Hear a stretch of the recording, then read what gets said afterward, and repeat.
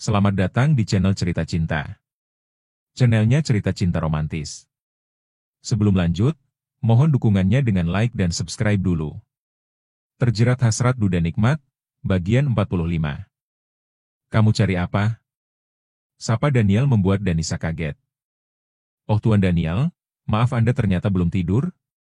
Tanya Danisa dalam keterkejutannya. Belum, aku menunggumu keluar dari kamarmu. Kamu mau apa? Tanya Daniel lagi. Saya lapar, Tuan. Tadi nasi goreng saya jatuh, karena langsung dibawa oleh laki-laki berenjek itu. Apakah di dapur ada mie instan, Tuan? Tanya Danisa. Dia berpikir makan mie instan pun tidak apa, yang penting perutnya terisi. Lagi pula, tidak mungkin mie instan saja tidak ada, pikir Danisa. Oh, kamu lapar. Ayo ke dapur, mungkin di sana kamu bisa membuat sesuatu dan aku bisa mencicipinya juga, kata Daniel. Daniel lalu menuju dapur diikuti oleh Danisa dari belakang. Ia menatap setiap ruangan yang begitu besar dan banyak sekali. Daniel menunjuk kulkas dan menyuruh Danisa melihatnya, apakah di sana ada bahan makanan mentah yang bisa dimasak. Kamu cari saja bahan makanan di kulkas lalu buat apa yang kamu bisa, kata Daniel. Iya, Tuan. Danisa membuka kulkas, dan melihat ada sayuran juga cumi serta beberapa buah. Dia berpikir akan membuat masakan cumi asam manis. Daniel memperhatikan apa yang dilakukan oleh Danisa sangat cekatan. Senyumnya mengembang, lalu dia menuju meja makan. Papa sedang apa di sini? Tanya Kania bangun dari tidurnya dan turun ke bawah. Loh, kok Kania bangun? Kenapa sayang? Tanya Daniel menghampiri anaknya. Kania pengen pipis, Pak. Jawab Kania. Oh, ya udah ayo ke kamar mandi aja, Papa antar. Kata Daniel mengajak Kania ke kamar mandi. Tak lama Danisa pun ke meja makan, membawa hasil masakannya. Siapa Pak malam-malam masak di dapur? Tanya Kania. Halo Kania? Sapa Danisa membawa piring dan nasi dengan senyumannya. Tante Danisa? Teriak Kania. Dia menghampiri Danisa, yang meletakkan piring juga nasi di meja. Kania memeluk Danisa dengan senang. Wah, ada Tante Danisa, aku senang Tante ada di sini. Kata Kania dengan senyum cerianya. Oh, ya? Terus apakah Tante harus tinggal di sini? Tanya Danisa. Boleh Tante tinggal di sini aja sama Kania dan Papa. Kata Kania lagi dengan semangat. Daniel memperhatikan keduanya bercakap-cakap sangat menyenangkan, dia pun ikut tersenyum. Akhirnya mereka makan bertiga. Sangat malam sekali untuk ukuran makan malam, tapi Danisa tidak peduli. Dia makan malam dengan menu berat sekalipun, tidak mempengaruhi berat badannya. Pagi hari Danisa bersiap untuk pulang ke kontrakannya. Dia merasa cukup hanya tadi malam dia menginap, dan sekarang waktunya pulang ke kontrakannya. Tuan Daniel, saya mau pulang. Kenapa buru-buru? Tanya Daniel. Di kontrakan saya punya pekerjaan, jawab Danisa beralasan. Apa pekerjaanmu? Ada saja. Tante jangan dulu pulang, Kania meminta. Maaf Kania, tapi Tante juga harus kuliah, jawab Danisa. Baiklah, aku antar kamu pulang ke kontrakan. Tidak usah, Tuan, saya bisa naik taksi. Danisa, kenapa kamu seperti ini? Menolak bantuanku hanya mengantarkan sampai rumah saja. Bukankah tadi malam aku menyelamatkanmu? Tanya Daniel yang kesal, kenapa Danisa berubah seperti itu? Maafkan saya, Tuan. Saya hanya tidak mau merepotkan Anda. Dan terima kasih Anda menolongku dari Bruno, kata Danisa menunduk. Iya, aku terima. Sekarang bersiaplah, aku antar kamu pulang, kata Daniel. Dia tidak mengerti dengan Danisa, semalam begitu manis di depan Kania. Sekarang dia begitu dingin, apa dia mempunyai kepribadian ganda? Pikir Daniel. Di dalam mobil, keduanya masih saling diam. Daniel sesekali melirik Danisa, yang menatap lurus ke depan entah apa yang dipikirkan. Dia menghela nafas panjang, apakah dia akan meminta Danisa saat ini juga? Danisa, berapa tahun lagi kamu selesai kuliah? Tanya Daniel membuka pembicaraan. 1 semester lagi, Tuan. Sekarang saya sedang mengajukan proposal skripsi, jawab Danisa. Begitu ya? Kenapa kamu tidak menyelesaikan kuliahmu tepat waktu? Seperti istrinya Brian, sahabatmu? Tanya Daniel lagi. Karena saya saat itu tidak berpikir logis, masih memikirkan kesenangan saja. Sekarang saya mau menyelesaikannya dan ingin segera bekerja, jawab Danisa lagi datar. Jalanan mulai padat, kemacetan mulai terjadi di beberapa ruas jalan. Daniel terjebak macet di lampu merah dan menuju kantornya. Tuan, bukan ke sini kalau ke kontrakanku jalannya. Kata Danisa yang menyadari arah jalanannya salah. Oh, benarkah? Lalu kemana? Belok kiri, jangan lurus. Oke, kita tunggu lampu hijau menyala. Kamu mau bekerja di mana? Saya tidak tahu. Menunggu proposal skripsiku diterima dulu. Baru nanti aku kejar sampai lulus, baru aku pikirkan nantinya, jawab Danisa. Mobil terus berjalan, dan kini sampai juga di daerah kontrakan Danisa. Dia meminta Daniel menghentikan mobilnya agak jauh dari depan rumah kontrakannya. Kenapa berhenti jauh sekali? Tanya Daniel heran. Pemilik kontrakannya sangat bawel, aku tidak mau ribet menjelaskan apapun. Pulang pagi ini saja dan bukan baju semalam, kadang ibu pemilik kontrakan suka bertanya macam-macam. Aku malas menjawab yang tidak penting, Tuan. Kata Danisa lagi. Pindah kontrakan saja, kenapa harus bertahan di kontrakan itu? Gak apa-apa, saya tadinya hanya menghindar dari Bruno saja. Sayang kalau harus pindah, saya sudah membayar untuk 3 bulan ke depan, hehe. Oh, haha. Terima kasih Tuan Daniel mengantar saya pulang. Kalau begitu saya turun dulu, kata Danisa segera turun. Namun tangan Danisa ditarik Daniel. Dia pun menoleh dan melihat tangannya dipegang Daniel dan menatapnya heran. Ada apa? Ada apa Tuan Daniel? Tanya Danisa. Danisa? Diam sejenak, membuat Danisa semakin heran. Kenapa, Tuan Daniel? Jadilah mamanya Kania? Ucap Daniel menatap Danisa. Tuan Daniel, apa yang Anda katakan? Jadilah mamanya Kania, dia berharap kamu jadi mamanya. Ya, Kania membutuhkanmu, Danisa. Kata Daniel membuat Danisa semakin heran dan dia berpikir. Apa? Hanya itu saja? Tanya Danisa ragu. Ya, itu saja. Oh, hanya itu saja. Hanya Kania saja ya yang butuh saya, Tuan. Ucap Danisa lirih, dia nampak kecewa dengan ucapan Daniel itu. Bagaimana Danisa? Setelah menjadi mama Kania, apa yang harus aku lakukan? Mengasuhnya? Ya, mengasuhnya dan kita bisa menikah. Mengasuh bersama, kata Daniel ragu. Lalu, ya kita menikah dan mengasuh Kania, dia pasti bahagia kamu menjadi mamanya, hahaha. Ucap Daniel memecah kecanggungan itu. Danisa tersenyum getir, dia menatap Daniel. Memastikan kalau dia menyukai Daniel, tapi bukan ucapan itu yang diharapkan Danisa. Tuan Daniel, jika ingin mengasuh Kania, Anda bisa mencari pengasuh saja.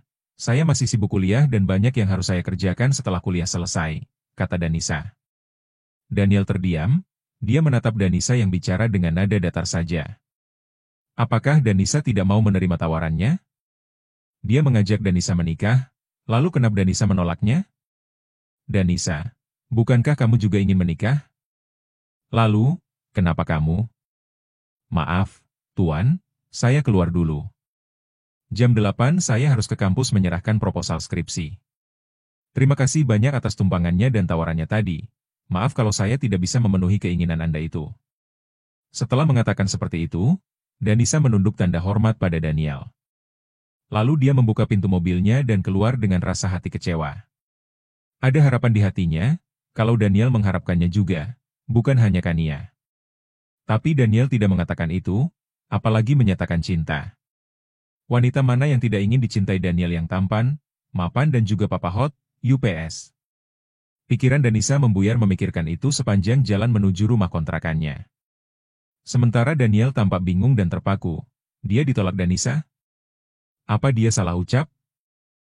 Sejak mengantar Danisa pulang pagi itu, Daniel memikirkan apa yang diucapkannya pada Danisa, tidak ada yang salah menurutnya. Tapi kenapa setiap kali dia menelepon Danisa, tidak pernah diangkat? Jikapun dijawab, pasti jawabannya sebentar dan langsung ditutup lagi. Dia kenapa sih? Kok sepertinya susah banget dihubungi? Gumam Daniel. Dia bingung sendiri dengan sikap Danisa itu, sepanjang dia masuk kantor Daniel memikirkan perubahan sikap Danisa padanya. Tok tok tok. Pintu diketuk lalu dibuka, sekretaris Brian masuk dan memberikan berkas yang harus ditandatangani. Maya, aku tahu pertanyaanku ini sangat konyol. Tapi, apakah seorang perempuan menolak diajak menikah itu dia benar-benar menolak dan tidak mau? Tanya Daniel. Maya, sekretaris Daniel hanya mengerutkan dahinya. Dia lalu tersenyum. Apa Anda sedang menyukai seorang perempuan, Tuan? Tanya Maya, pertanyaan biasa tapi bagi Daniel ditanggapi berbeda. Kamu pikir saya penyuka laki-laki? Pertanyaanmu itu sepertinya menyangka aku penyuka laki-laki. Sudahlah, menyesal aku bertanya padamu, kata Daniel. Maaf, Tuan. Kalau saya salah bertanya. Maksud saya apa Anda sedang jatuh cinta lagi? Sebab Anda bertanya seperti itu berarti Anda sedang menyukai seorang perempuan lagi, kata Maya dengan bijak. Memang jika orang sedang sensitif hatinya, apapun ucapannya pasti dianggap salah. Dan Daniel sedang sensitif hatinya, dia merasa kesal pada Maya sekretarisnya. Sudahlah, kamu boleh pergi, kata Daniel. Baik, Tuan Daniel. Maya segera pergi dari ruangan bosnya, dia tidak mengerti kenapa bosnya itu bertanya seperti itu. Bukankah dia dulu pernah punya istri? Lalu kenapa bertanya padanya? Apa perempuan yang dia suka itu sangat angkuh, sehingga diajak menikah oleh Daniel menolak? Sementara Daniel masih bingung dengan perasaannya sendiri, dia tidak percaya Danisa menolaknya. Dia tahu dari sorot mata Danisa, kalau Danisa itu punya perasaan padanya. Apa aku salah bicara ya waktu itu? Gumam Daniel. Dia masih berpikir tentang penolakan Danisa, lalu tanpa pikir panjang dia ambil jasnya dan ponselnya. Bergegas pergi dari kantornya ingin menemui Brian. Dia ingin minta pendapat mengenai ucapannya pada Danisa waktu itu. Siapa tahu Brian memberinya solusi yang lebih baik. Hahaha. Lo ketawa aja terus. Gue yang bingung, kenapa juga harus kecantol sama gadis itu? Kata Daniel, ketika dia menceritakan masalahnya sama Brian. Tapi justru Brian menertawakannya, seperti meledeknya. Lo salah ngomong, bro. Harusnya, apakah kamu mau menikah denganku Danisa? Bukan jadi mamanya Kania, bahkan harus mengasuhnya saja. Ya jelas dia menolak, dia perempuan. Perlu kejelasan ucapan dari laki-laki, tapi aneh juga situ adiknya Morgan sampai menolak lo. Dia itu sama gilanya dengan kakaknya, tapi dari cerita lo itu kok jadi beda ya? Kata Brian. Gue pikir dengan ucapan itu dia mengerti. Tetap salah dodol, lo tahu istriku dulu bahkan meragukan aku mencintainya. Padahal dengan sikapku padanya saja sudah jelas. Apa coba namanya kalau bukan cinta, gue jauh-jauh menyusul dia ke kampung. Sampai rela berbohong untuk mendapatkan dia, agar tidak dilamar oleh anaknya juragan empang di kampungnya. Tapi dia meragukan perasaanku. Katanya, perempuan itu butuh kepastian dengan ucapan langsung. Bukan sekedar sikap saja, kata Brian. Daniel mendengarkan apa yang dikatakan oleh Brian itu. Mereka membicarakan tentang sisi sensitif perempuan, seolah mengerti bagaimana perempuan itu. Tapi kenyataannya, mereka kalang kabut jika perempuan sudah menghindar darinya. Jadi butuh kepastian dengan sebuah ungkapan perasaan. Lalu, gue harus bagaimana? Tanya Daniel. Lo dulu sama istri lo itu bagaimana mengungkapkan perasaan lo itu? Brian malah balik bertanya. Dulu bukan gue yang nembak, tapi dia sendiri. Ya udah, karena gue merasa cocok dengan dia. Gue iya aja sampai menikah, tapi sekarang dia malah ninggalin gue ke luar negeri dengan pria asing itu. Hadeuh, masa lalu gue nggak enak, kata Daniel. Brian diam saja, dia memang akrab dengan Daniel. Tapi saat itu Daniel masih tertutup, dan tidak pernah menceritakan kisahnya dengan mantan istrinya. Yang Brian tahu, Daniel menikah dengan perempuan yang dia sukai. Gue pikir, lo itu playboy cap kapak. Ternyata lugu masalah cinta, tapi lo benar sih tanya sama gue. Gue ahli dalam menaklukkan gadis, apalagi dia sangat mengerti gue dan menyayangi anak gue. Yang penting lo suka sama perempuan itu yang sayang sama anak lo, kata Brian. Itu dia, anak gue bilang sama Danisa kalau dia senang jika Danisa tinggal di rumahnya. Dan gue lihat dia sangat akrab dengan anak kecil. Bahkan, sama anak gue dia kelihatan sayang banget, kata Daniel. Jelaslah dia akrab dengan anak kecil, lah Morgan itu punya anak juga. Dan pasti dia dekat dengan anaknya Morgan. Itu kan bagus, gue bisa menilai dia dari kesehariannya dia dengan keponakannya. Morgan sekarang di Batam. Perusahaan gue di sana dia yang pegang, kata Brian. Perusahaan yang mana? Dulu milik Claudia. Gue ambil alih dan membeli sahamnya. Sebagai pembalasan dia pernah menyakiti istri gue sama mertua gue. Mereka sekarang sudah ada di penjara. Menyakiti istri lo, karena cemburu lo menikah dengan Kirana? Ya, dan lebih parahnya mereka melakukannya di rumah gue saat gue ada di kantor. Untung mama datang dan mencegah kejadian itu. Kalau tidak, mungkin calon bayi kembarku sudah mereka renggut karena kekonyolan obsesi mereka, kata Brian. Sadis benar, cinta memang membutakannya. Sampai lupa siapa dan di mana mereka menganiaya orang karena rasa cemburu. Sudahlah, jangan bahas itu. Hati gue sakit mengingat itu semua. Terus, lo gimana? Gue masih bingung, jawab Daniel. Lo cerita ke gue seolah lo pasti menyukai gadis itu. Sudahlah, lo pikirkan baik-baik tentang perasaan lo itu. Yang jelas apa yang lo katakan pada Danisa itu salah, kalau lo suka dan cinta, katakan yang sejujurnya. Jangan mengatasnamakan anak lo itu, dia berpikir kalau yang butuh dia hanya Kania. Lo tidak, jelas dia mengira lo membutuhkan pengasuh, bukan istri, ucap Brian. Besambung.